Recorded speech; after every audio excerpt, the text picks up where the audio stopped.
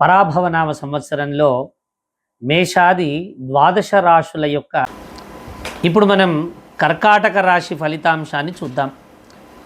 కర్కాటక రాశికి సంబంధించి పునర్వసు నక్షత్రంలో 4వ పాదం, పుష్యమి నక్షత్రంలో 1, 2, 3, 4 పాదాలు, ఆశ్లేష నక్షత్రంలో 1, 2, 3, 4 పాదాలు. అంటే మీ పేరులోని మొదటి అక్షరం హి, హు, హే, హో, డా, డి, డు, డే, డో అనే 9 అక్షరాలు ఏవైతే ఉన్నాయో మీ పేరు ఆ అక్షరాలతో ప్రారంభమైనట్టయితే మీది కర్కాటక రాశి. కర్కాటక రాశి వారి యొక్క ఆదాయాన్ని మనం పరిశీలించినట్టయితే 2 ఆదాయము, 11 వ్యయము. 2 రూపాయలు సంపాదిస్తే 11 రూపాయలు ఖర్చు చేస్తారు. రాజపూజ్యము 4, అవమానము 7. కాబట్టి అవమానం ఎక్కువ ఉంది కాబట్టి కొంచెం జాగ్రత్తగా మాట్లాడాల్సినటువంటి అవసరం ఉంటుంది. ఈ సంవత్సరం స్థూలంగా కర్కాటక రాశి వారికి చూసినట్టయితే గురువు 12వ స్థానంలో, 1వ స్థానంలో, 2వ స్థానంలో సంచరిస్తూ ఉన్నాడు. మరి మొదటి 3 నెలలు మే వరకు కూడా 12వ స్థానంలో ఉంటాడు. 5 నెలలు జూన్ నుండి అక్టోబర్ వరకు కూడా మరి గురువు 1వ స్థానంలో సంచరిస్తాడు. తర్వాత సింహరాశిలోకి 2వ స్థానంలోకి సంచరిస్తాడు. అక్టోబర్, నవంబర్, డిసెంబర్, జనవరి 4 నెలలు కూడా. తర్వాత యథాస్థితికి 1వ స్థానంలోకి మళ్ళీ కర్కాటక రాశిలోకి రావడం జరుగుతుంది.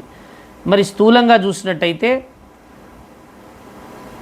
గురుడు వ్యయస్థానంలో సువర్ణమూర్తిగాను, జూన్ 2 నుంచి 12వ స్థానంలో సువర్ణమూర్తిగాను, అక్టోబర్ 31 నుండి 2వ స్థానంలో లోహమూర్తిగాను, జనవరి 25, 2027 నుండి మళ్ళీ కర్కాటక రాశిలో రజతమూర్తిగాను గురుడు సంచరిస్తాడు. మరి ఈ సంవత్సరం శని చూసినట్టయితే 9వ స్థానంలో రజతమూర్తిగా ఉంటాడు. ఉగాది నుండి రాహుకేతువులు 8వ స్థానము, మరి 2వ స్థానాల్లో తామ్రమూర్తిగా ఉంటారు.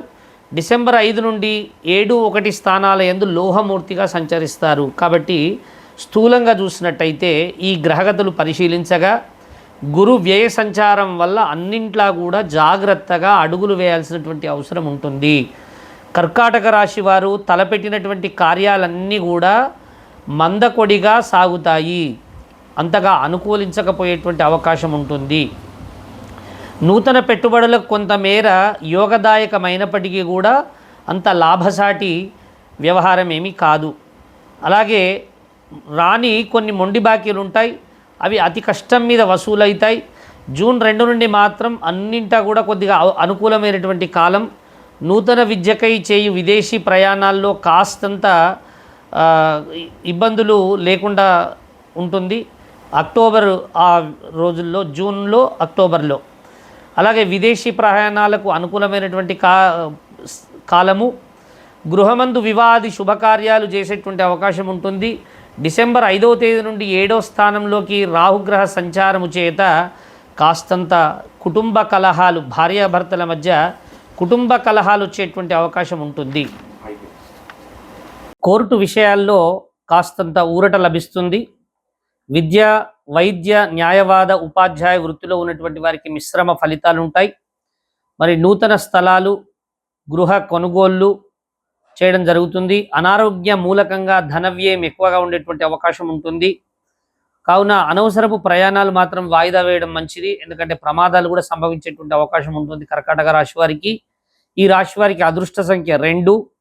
వీరు నిత్యం కూడా గురు దత్తాత్రేయ స్వామి యొక్క స్తోత్రాన్ని వీరు తప్పకుండా చేయాలి. గురు మంత్ర జపం చేయాలి. అలాగే దుర్గా అమ్మవారి ఆరాధన చేయాలి, చండీ హోమం లాంటివి, మరి శ్రీరామ రక్ష లాంటివి, శ్రీరామ రక్షా స్తోత్రం లాంటివి చదువుకోవాల్సినటువంటి అవసరం ఉంటుంది. మరి గురువు అనుగ్రహం కోసం దేవానాంచ ఋషీనాంచ గురుకాంచన సన్నిభం బుద్ధిమంతం త్రిలోకేశం తం నమామి బృహస్పతి అనేటువంటి మంత్రాన్ని 16,000 ఈ 365 రోజుల్లో జపించినట్టయితే తప్పకుండా వారికి ఈతి బాధలు, గ్రహ బాధలన్నీ కూడా తొలగి కర్కాటక రాశి వారు మరి పూర్తి ఫలితాన్ని పొందడం జరుగుతుంది. ఇది కర్కాటక రాశి వారికి సంబంధించిన ఫలితాంశం.